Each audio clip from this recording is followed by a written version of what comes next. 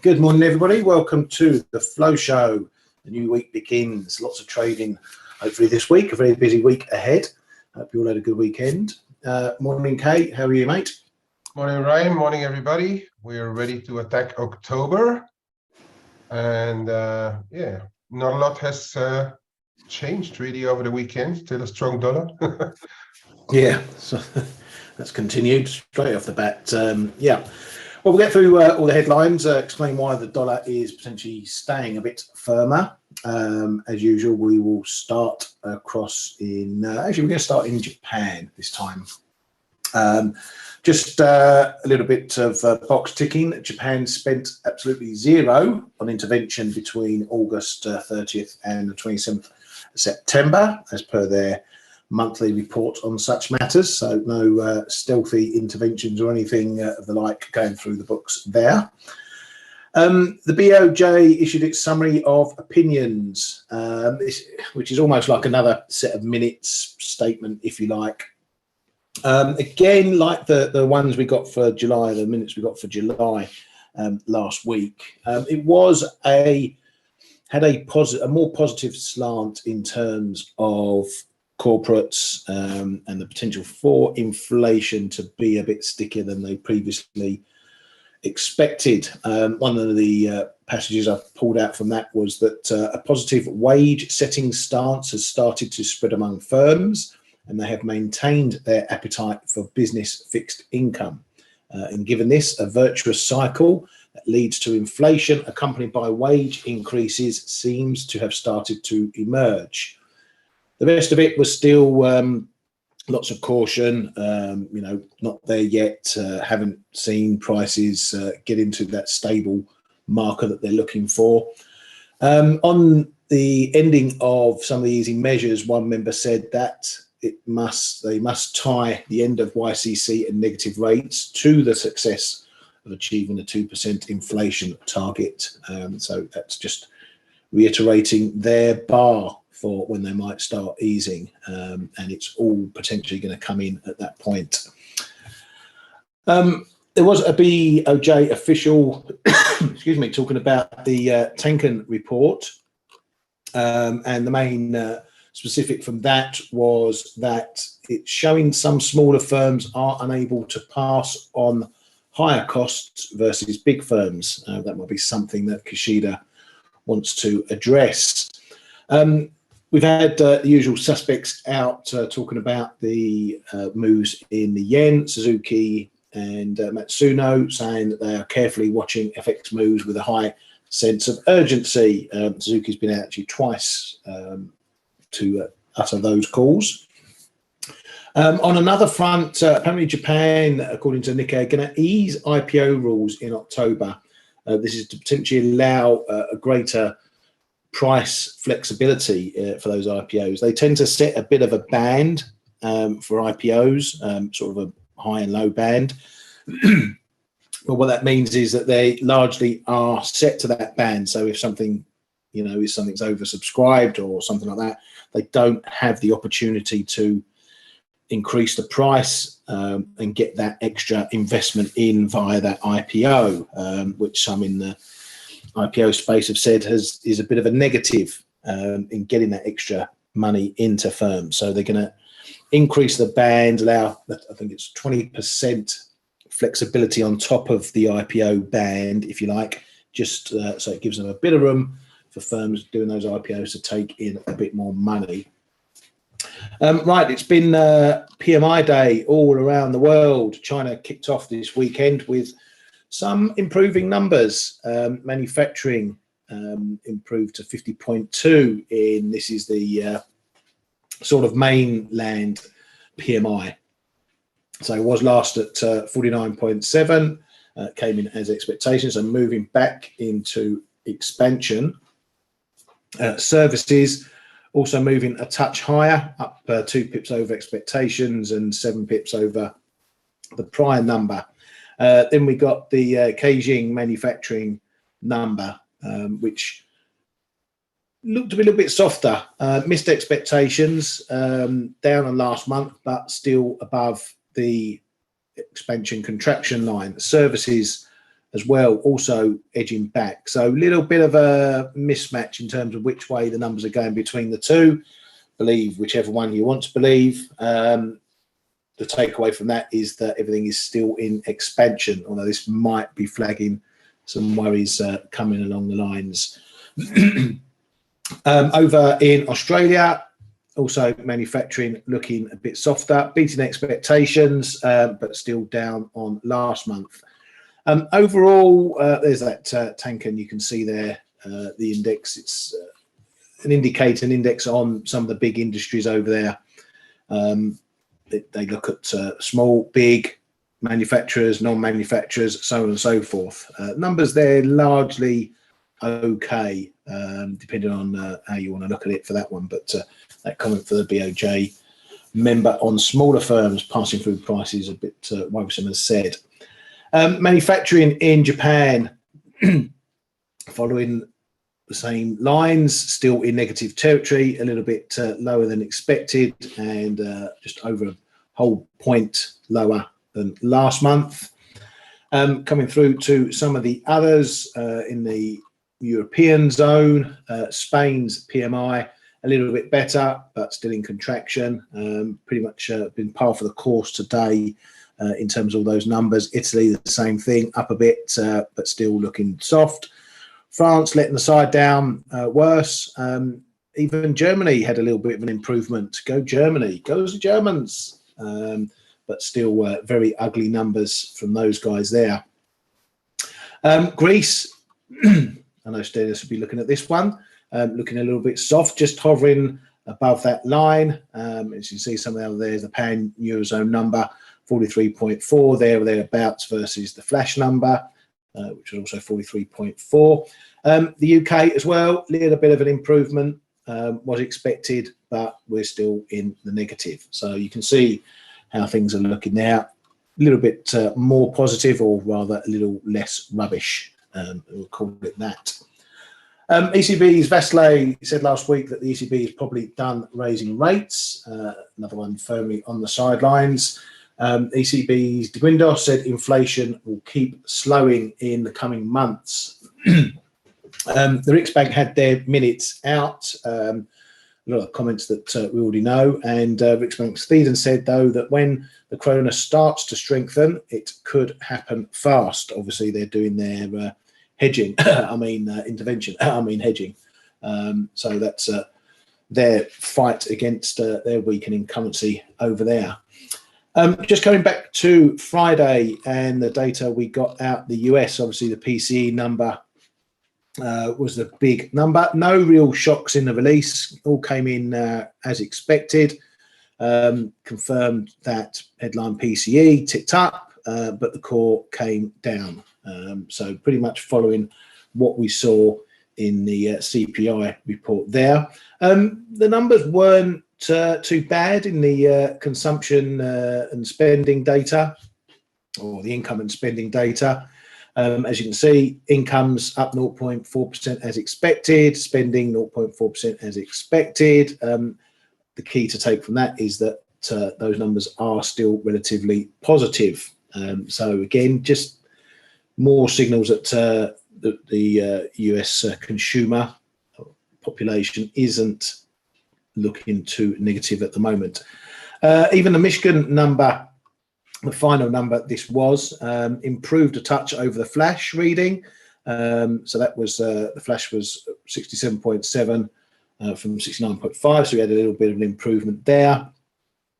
Improvement as well in current conditions, and a little bit softer on expectations. Now, these inflation numbers pulled back quite sharply from last month, but they reversed a tiny bit of that. We saw them drop to 3.1% from 3.5. That went back to 3.2. The same 3-pip drop there over last month, and then in the final number gained a pip to 2.8%.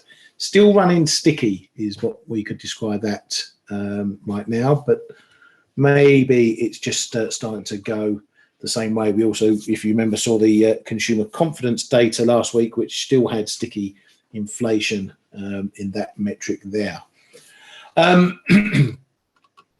Fed Williams said the Fed is at or near the peak level of interest rates, sees ample signs that inflation pressures are waning, and numerous signs that the labour market imbalance is diminishing. The shutdown, we've had a can kick. 45 days is our can kick. They finally got around to passing something or other over the weekend. And so we're going to get our data this week, which is pretty much what all we're concerned about over here. There is a bit of a bum fight within that, though, because they pretty much put on pause any further money to Ukraine. So that is, as I say, going to create a bit of a fight domestically, but it might bring up a few comments internationally about that. I've already seen a couple of comments saying the US shouldn't pause any funding or further funding for Ukraine. Not really anything that should be market related, more geopolitically related. But anyway, we've got a can kick, 45 days, we come back and do it again. As for the strikes that we're seeing over in the US, those strikes got expanded after they all failed to reach a deal on the latest round of talks between firms. Ford has been scaremongering their executives, saying that 300 to 500,000 supply workers could be laid off because of the UAW strikes. So they're doing a bit of scaremongering there. OPEC Plus ministerial panel has reportedly said it's unlikely to recommend any output policy change at the October meeting. So no potential further production cuts to come at that meeting. That's all I've got on the headline front.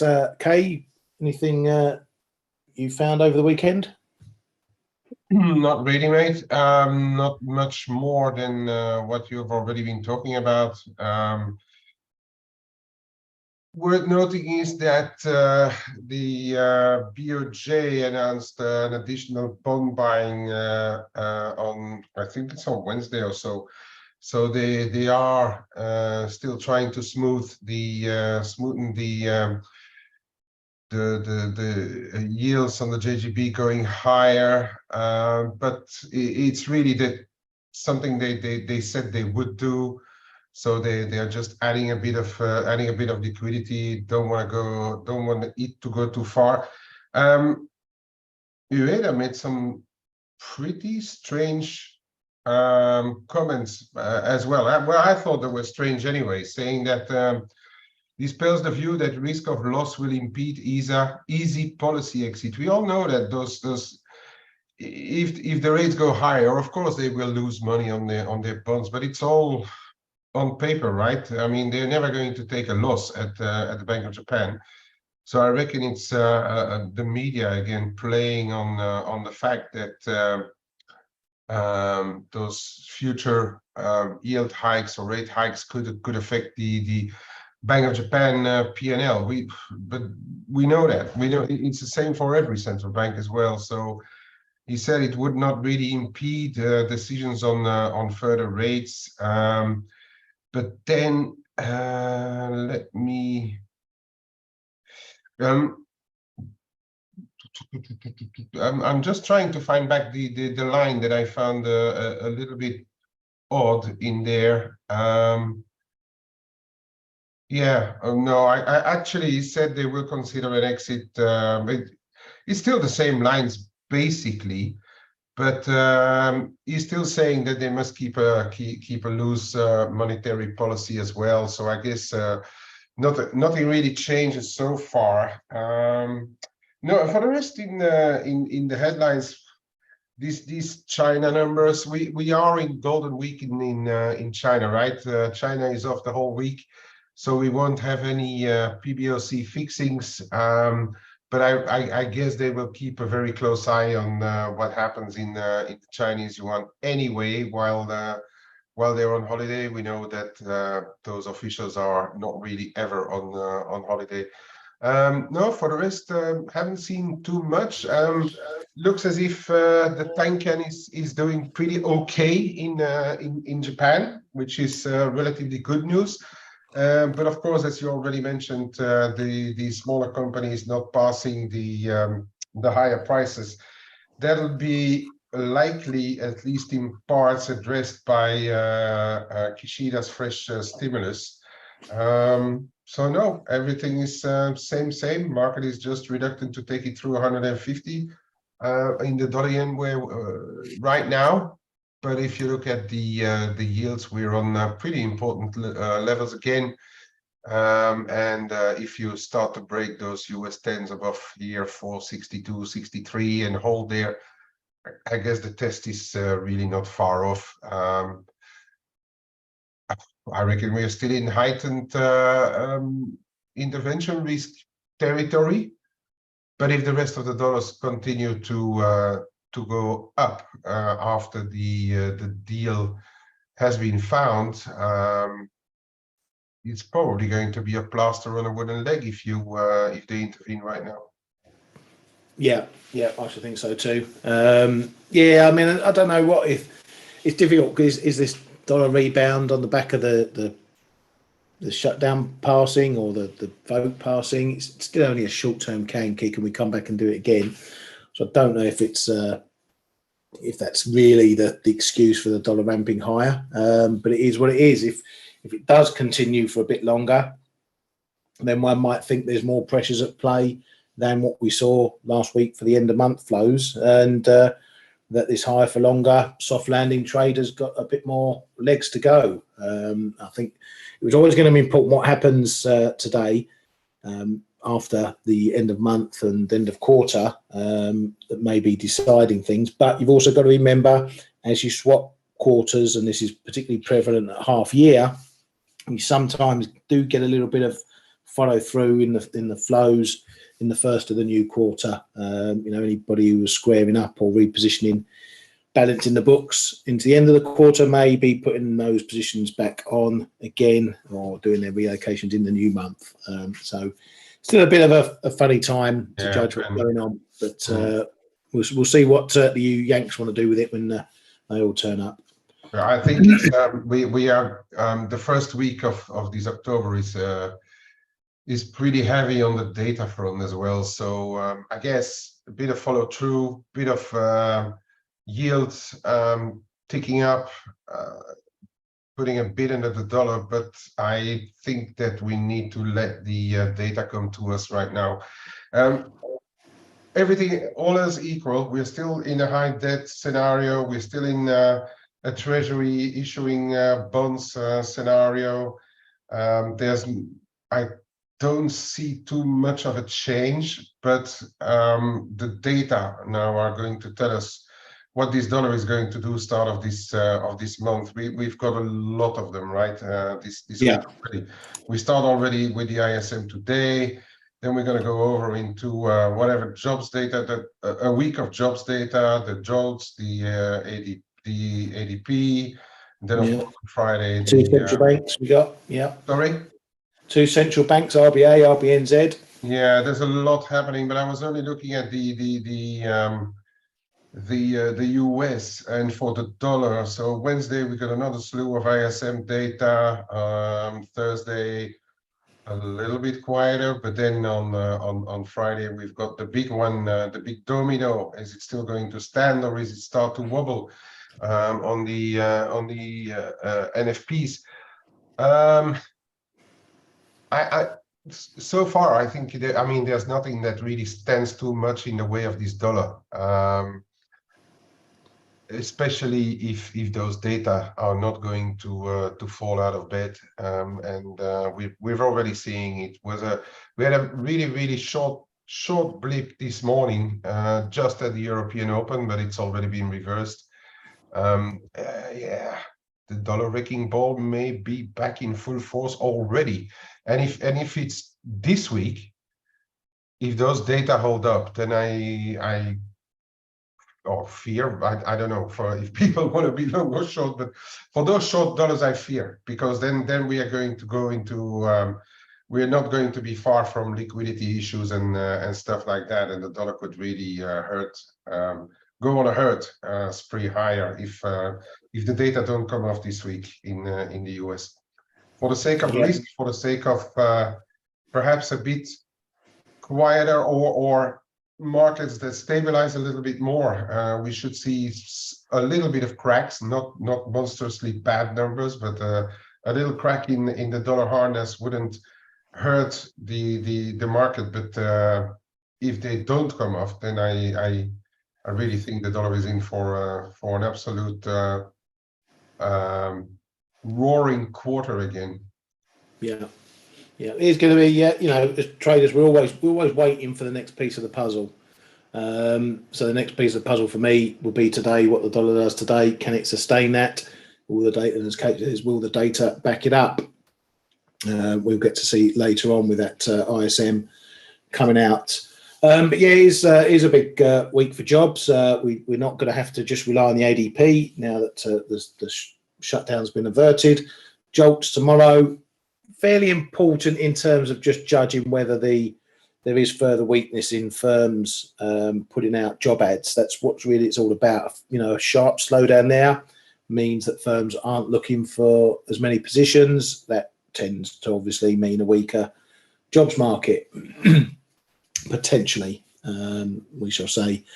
But yeah, we've got the RBA coming and the RBNZ. Just for those two, the RBNZ will be overnight. The RBA will be overnight. I'm not expecting anything from those guys. I'm expecting the same. Their statement's been pretty much a rinse and repeat for the last couple. You know, may need to do more, but otherwise they're in restrictive territory. So I'm not expecting anything from those, although we have seen inflation ticking up there like we have elsewhere. So maybe they might drop in something a little bit more hawkish in terms of running against the risks of inflation coming back again. But apart from that, I don't see any risk for that one.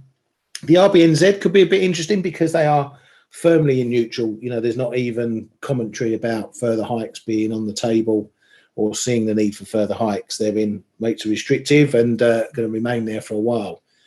But the economy isn't doing too badly. They've got a few wage pressures going on there as well. So the RBNZ may be forced to take a bit more of a hawkish line, a bit like the Bank of Canada, just on the back of what the data said. Seem to be in very good soft landing mode, a bit like the US at the moment. As I say, I've seen some wage pressures in play in there, so they may be forced to turn a bit more hawkish. Yep, and then the job situation on Friday, it's double bubble. We get that and CAD jobs. So it's something for everyone. If you're trading the loonie, you need to be watching that one as well. We'll get into those details later on in the week. Right, so quick look at prices. As mentioned, dollar yen. I put a little Twitter survey out this morning. Will we or won't we hit 150 today? You guys can put that in the comments here if you like. Are we going to hit 150 today or not? So let us know in the comments on the Zoom chat here what you think. I'm in two minds. I think we may do, or at the very most on a first test we might get up to sort of 95, 96, and then get knocked back from there. And then how low we dip before coming back will be the question. So I might have myself a little scalper up there, a little big figure play. We shall see. Ali says absolutely yes. Okay, mate. Absolutely yes. Let us know. So just as we're heading towards the time when the alarm clocks start going off in the US, and the dollar is looking a bit firmer. Just as we're sitting here now, euro dollar had its little weekend holiday above, or weekday holiday above 106 last week, and it hasn't been able to get back there since. And now we're looking back down again. I'm still long some of this. I'm going to watch this 105 level very carefully. It was the big level in this move down here. Coming back so quickly is going to put a lot of pressure on this level. So it could be a bit of a maker or breaker for the euro dollar. What happens in this one? If we do break it, then maybe we are going to see some further downside. We'd probably be down to the low 104s not too long after. We got the 50 fib of the move from last year, late last year, at around about the big figure 104.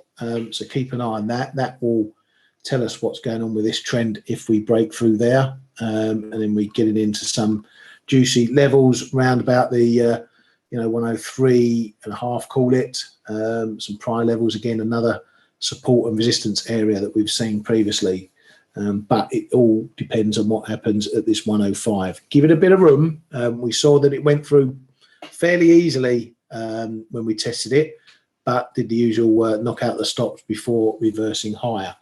But as I say, a secondary move through 105 or quickly to 105 today won't look very bullish for this one, and I'll certainly be a bit more nervous about my longs. Not looking to add into them at the moment, but I'll see how a test of that 105 level develops if we see one.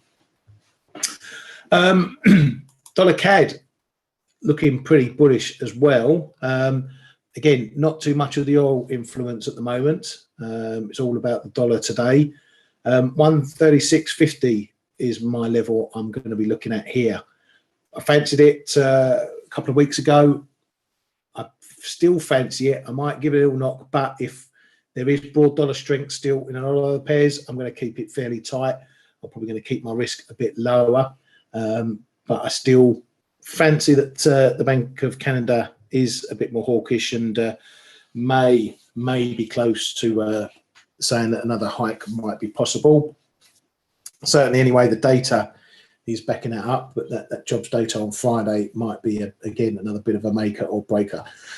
Lots to do before we get there, though. We could be up at 138 by the time we get to that jobs report. We shall have to see. But 136.50 is the level I'm looking for up top. Again, given the dollar strength, maybe just a little scalp trade more than a get in and look to hold it for any great length of time. We shall see. Euro sterling, not doing an awful lot at the moment. We had the fallback from the 87 level, couldn't get through the big 87.20, so we're still mumbling around there. Had a dip, got back through the zone. Now we're back in the zone, sitting pretty much in the middle of the zone. So it's a bit undecided what it wants to do here. It is still keeping a bullish bias to it. We're not dipping too far back after these two moves from the 85s. So probably a little bit of sideways action. But if we get back under 86.40 and down to 86, that'll be a bit of a line in the sand. Under there, things may look a bit bearish below 86, 86.10. But if we stay around here, it does keep the bullish momentum. Maybe we get a test on that 87 level. Fundamentally, I don't see any real reason why this is going to break one way or another. That's all going to be down to the data, what happens in Europe, and obviously what happens in the UK as well. Dollar China, as we know, the Chinese are off, but as Kay said, they will be keeping a close eye on things. Those guys in central banks never sleep. We're still walking this range 732, 728s pretty much until we get a break either side of that. I don't expect anything to change. I missed out on selling up here, adding back to my short 732s. I've really sort of just been playing this range. If I get in a bit of an add back at 732, I'm knocking it out 729, 728s, just keeping a course short from up above. But we need to break this 728, more so 725s, 26s, to maybe get pushed down to 720s. Otherwise, it does keep the pressure on. But maybe this is going to be a little bit of a ping pong player through the rest of the week while those guys are on Golden Week. Kay, did you want to have a little early look around? Why not? Why not? Why not? Why not? Why not? Right. I don't know. Something's happened. My system's updated. I'll grab it. Hang on. Okay. I've got it. I found it. mate. Yeah. Anyway, yeah. So, what happened on the? Let me just put the 1 hour here. So this is the differentials, of course. That was into Friday. And then Friday afternoon, the differentials widened a little bit into the fixing. They dragged it even a bit wider. This is the short-term euro and dollar, right? And then we had of course, a bit of a gap this morning after the deal. We're seeing the US 10s. Let me just kill my squawk for a sec. Seeing the US 10s as well pushing higher. Interesting to have a look at that one as well. I'll show it in a second.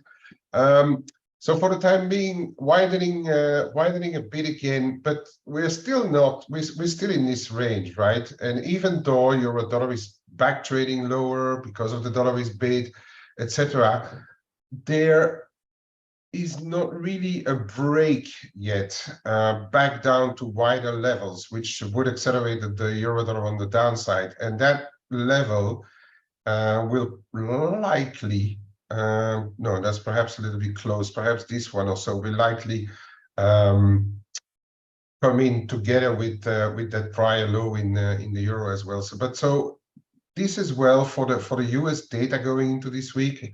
I keep repeating myself, but it's really important because it gives you a good idea on the overall direction of the euro dollar. Really, you don't watch it minute by minute or even hour by hour. You can watch it, but it's like to have a global idea on where the sensibility lies on the euro dollar. Globally, I think we are still within a big area of consolidation. So yes, the euro dollar will move. That's your move from this one is your move from 112 back down. Don't take it 100%, but if you see this direction start again, I reckon the euro dollar will probably suffer again, depending on the US data. We have to watch the US 10s, I think. We're seeing here the extension of that move comes in right around where we are now, and we are trying to break the trend line as well. If you look at extensions above, you start to talk about 480s, high 480s, and then the 5%. You know, people are trying to fight against it most of the time, but for as long as US Treasury continues to issue that much debt and the market is still looking at the US economy in for a soft landing or a better landing, perhaps than somewhere else or than anywhere else, for that matter of fact, it could still be that this thing is continuous. And then if we would continue, I reckon there's going to be some pain to be taken, whether it be more in the metals, whether it be more in other stuff, but it's also going to hurt the non-US dollar debt holders, and that could actually then play into to what we call a liquidity crisis. This thing is going to go higher because the market will need to fund themselves, and it could be like a horrible snowball effect, and at the same time drive more and more people into the dollar. So be a bit careful on the medium term what is going to happen here. So this is going to be very important for this week. If we end the week, after all, we are going to get the ISM and the whole jobs picture, because it starts tomorrow and it will end on Friday. So we have like 4 full days of jobs data coming in, which are going to be extremely important because it's one big domino that is still standing, as I'm saying. If we end the week above here, above this 460, call it 455, 460, then I think the dollar is even going to get a bigger bid for the rest of, even perhaps with its usual ups and downs, but even perhaps into year end. You know, we have to get back below this prior high around 433. 440 is already an intermediate one. This I'm on the weekly. On the tighter one, I already have something around 445, 440. So watch that for a starter. If you start to get back below, then there is likely going to be a pretty solid dollar correction as well. So again, I think this week is going to be important, whether it's for yields, for the dollar in general, it's going to be important.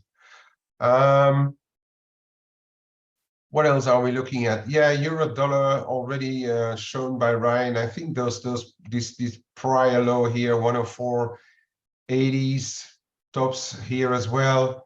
We just ended shy. We just went shy of it on the Wednesday. Then we had this big setback on the Thursday, and Friday, last day of the month, the dollar got bought again.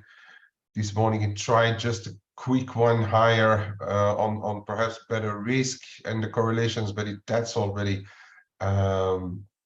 being undone, because if I look at the S&P now as well, we're already back below 4,300, well below 4,300.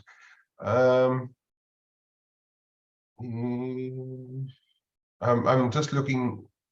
I will look at it a little bit later. Let me just continue first. I think yen. Okay, the market is clearly a bit hesitant now, because if you look at the rest of the dollars are under the rest of the dollars are bid. You look at the cable is back down to 121.60, Kiwi is down, Aussie is down, back below 64. The figure right now, the dollar yen is hesitant, right? Because we have this risk of interventions. Are we going to get it? I'm not sure, because as we've told you already very often, the MOF is looking at the trade weighted index, Bank of Japan as well. We'll be communicating with them on the level. So we are hesitant to tackle the 150 right now. The trend line says we could reach 150.5. Why not? All else equal, there is nothing that is changing this picture right now. Although I must say, the Tenkan was pretty good, so perhaps that has a little bit to do with the yen crosses as well, coming off a little a tad. But elsewhere, if you're looking at 0.75% in the tens against 463, right? I mean, they're still very tough to be long yen for longer. But as I said, it's starting to get a little interesting on some yen pairs. Look at this long-term Kiwi yen. I showed that last week already, and I've seen other people now starting to mention it. We are on levels here, right? We're definitely on levels here in the long term. This is going back to the high before the GFC, and then we have those 2014 highs. And this trend line comes in at around 89.5. So we touched it here. We broke on we broke the last week. We had this acceleration into the end of the week as well, and now we're starting the week bang on it. So keep an eye on what's happening. If we start to get back below 89, 10, 15, we might see this as a little bit of a false break. Okay, so look at it pretty carefully where we are going into this week. On the Aussie, that's a daily. We're back to we went back to prior levels here on Friday. We had this shot up in all the yen pairs, and we have already been shying away from it. So again here, this zone around 96, call it 96.5 to 96.85, rounded up to 97, the figure perhaps. That's a very, very interesting level already to watch. So if the market is getting really careful about the dollar yen, but you see the rest of the dollar advance really, those yen pairs may start to look a bit toppy. Okay, if in turn we start to break above 150 and the MOF is just continuing to talk but not act, those crosses then are probably going to continue to push against those highs. But I'm starting to be very careful with those yen pairs.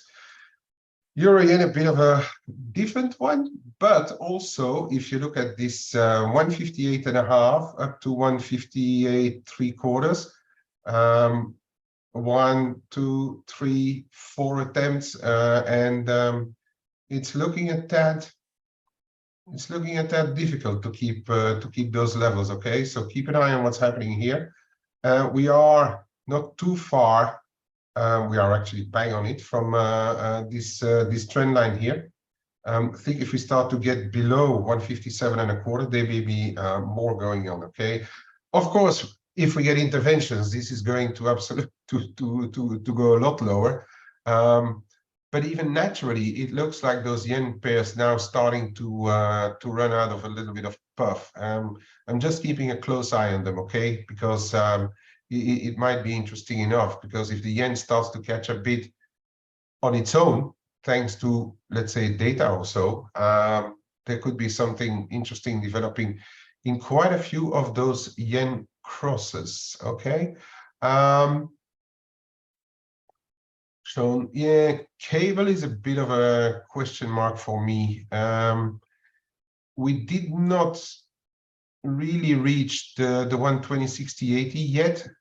We're back below, but this trend line. But I think this is now getting completely watered down. I think to start your October, I think the 121, 123/4, 85 is going to be your bottom side, which should really hold if cable is to stand up.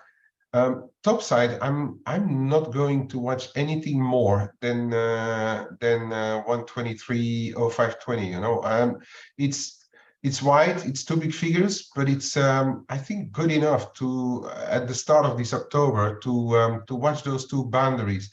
If you stay inside, we're probably going to trade sideways for a little bit within this range. But if we break either side, then we are going to be in for accelerations, I think, and that's going to be at least a couple, if not 2-3 big figures either side. Because if you start to break above 123 again, then I think we may actually start to be looking more medium term back to 125 or even 125.5. Okay, so this is my first picture of the month for the cable. Now, let me look at a couple of questions. Did you see any questions that we should tackle, Ryan? No, I've answered Ali about his volumes in euro in FX. You know, what banks trade and so on and so forth. Did you look at gold? Sorry, I was answering him when. Yeah, I'm going to look at it. Gold and silver. Okay, gold. 1860 gave way. It was quite a dramatic end of the month in metals globally. We're closing in on a bit of a level here, 18.25, but I think the big one is going to be around 1800. Okay, 1800. If we start to test that start of this month, stretch it to 1788, I reckon that's going to be decision time if we get down here. To start to even go to neutral again, we have to get back above 1860, and then we can talk again about how it's going to be looking at 1900 around. But it's not looking great. The dollar wrecking ball is still swinging. So yeah, 1828. If that breaks, I think then we're going to have a look at least at low 1800s. Okay, possibly 1788 here. This is a biggie as well, and then we're talking about 1765. A lot of people are talking about this level. I'm seeing a lot of people talk about 1760s in gold. Okay, but already, you know, going back to low 1800s, that would have been a pretty serious move. Silver is looking pretty awful. That Friday move has sucked in a lot of people to the wrong side, and me included. I started to buy here around these 2260s, loaded up a little bit, and then I got stopped out through 22. That's just add-ons to my long-term position, right? Very, very long-term. I'm still looking to be long, but I've had some really good times on my add-ons, but this time it went into the bin. It's looking weak, and it's still looking weak right now. We could be on our, this is your next little level here around 2120. But if you look at this this picture here, we could be on our way to low 20s, right? If this continues, we need to get back above 22.25, 22.45. If it goes back above there, then I think this panic move is over, okay? But in the meantime, we cannot rule out that there's a bit more pain to be taken here.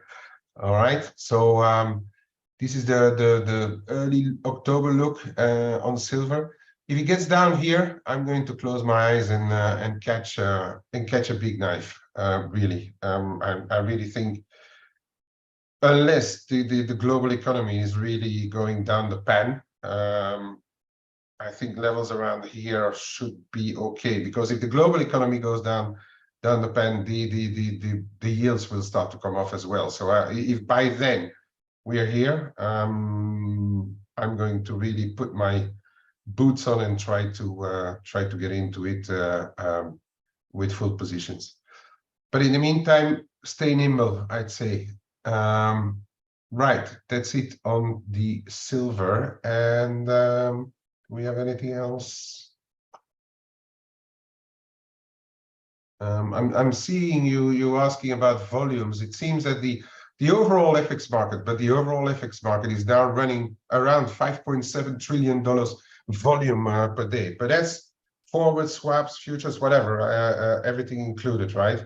It's pretty hefty. And if you look at what retailers are doing, Ali, we are good for about, I think, 5 at best, 8 to 10% sometimes of the daily turnover, but there's 95% which is going on outside what we are doing, if that's the volume that you were talking about. Ryan, I think I've looked at most. Yeah, mate.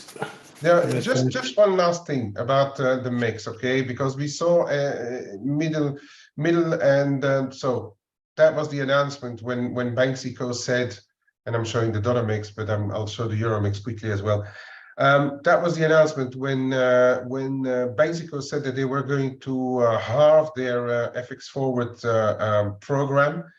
Then we had another leg higher. I think that when effectively they did not roll the forward contract.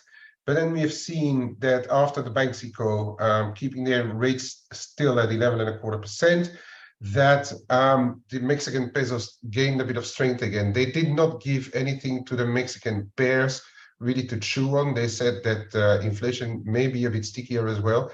So I'm starting to get interested in the mix again. As a matter of fact, did already a couple of snipes, but really I'm trying to unless euro data start to really turn around for the better, I still think there's enough differentials in the MEX versus euro data. I'm a little reluctant on the yen, to be fair, right here and now, with possible intervention risk. But if I would get an intervention, then I will get very interested in MEX yen again.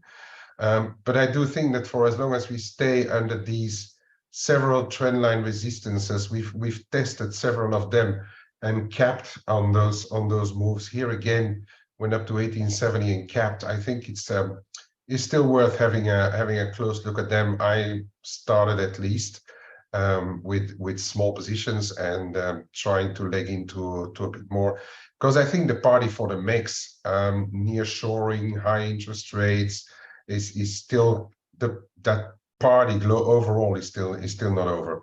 And that's it for me, mate. Back over to you for now. Thank you very much, mate. Well, good start to the week, getting us all up and ready for what's going on. Trade safe this week, folks. Make lots of pips. Watch those ISM data this morning. Keep an eye on those prices paid and employment numbers. Going to be important. Hope you have a good week. Have a great day, and we will see you all tomorrow. Cheers, everyone.